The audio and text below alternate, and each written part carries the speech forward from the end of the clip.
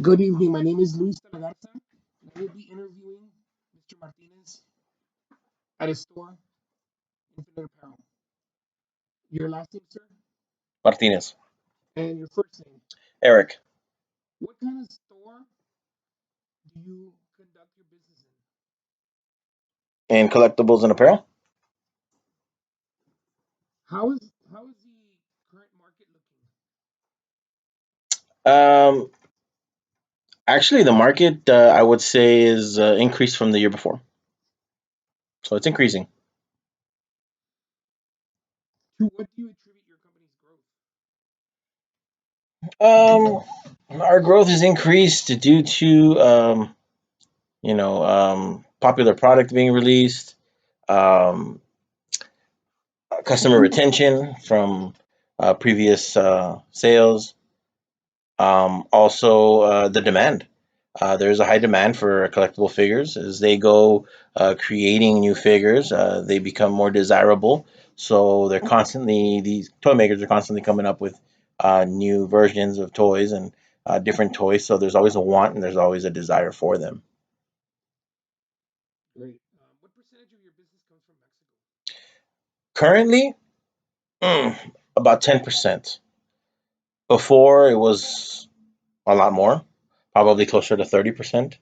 But that has changed, of course, due to the recent pandemic, COVID. Okay, that's following up with that. How has COVID changed your business? It's changed it in the sense that we no longer have the strong grasp on the international business, being Mexico, since we're so close to the border. Um, it's also put a strain on our distribution centers also as well from purchasing, a huge strain. So that's as far as being able to have product on time, product on certain due dates.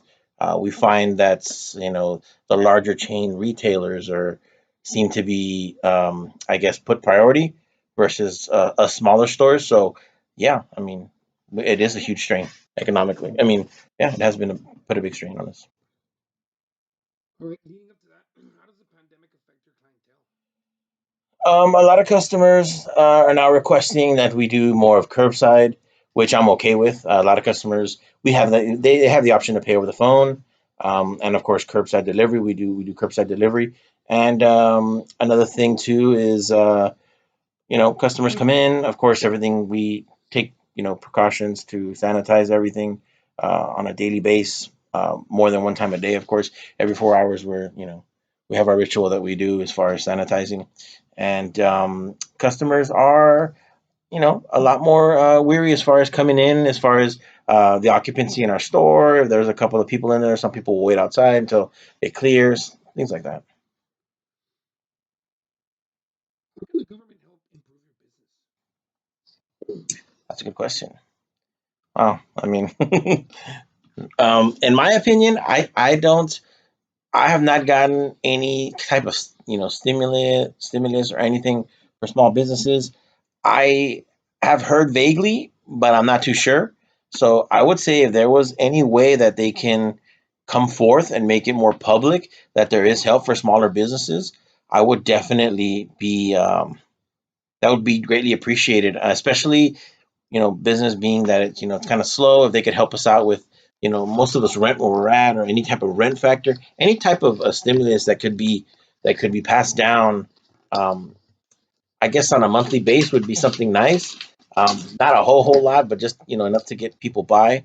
Kind of something like you have with your unemployment. I know it's something that you get weekly, monthly, etc. Something like maybe set up like that. And again, not to completely fund and operate your business 100%, but just something enough to keep you afloat and keep you going would be great. Are there any indicators that signal growth? Yes, and the growth is because of the desire, like I mentioned, as far as of the product.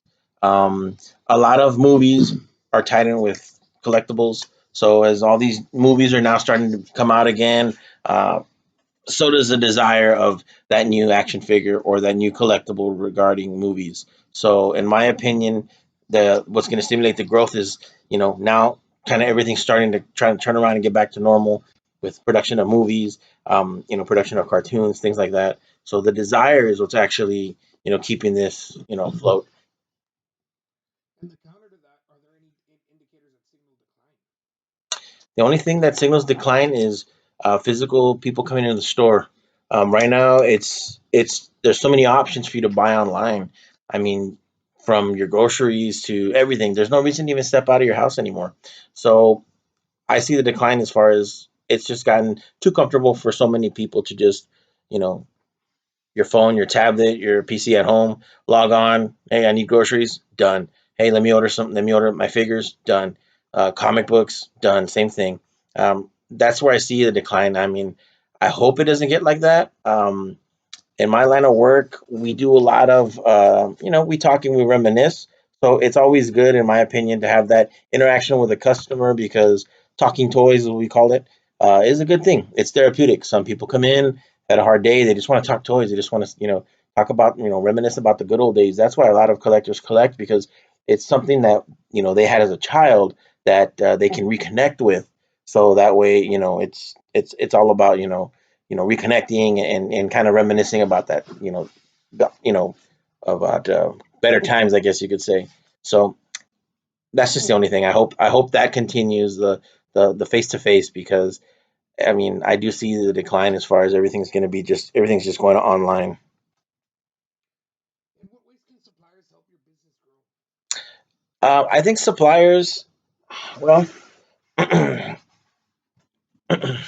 in my opinion, suppliers.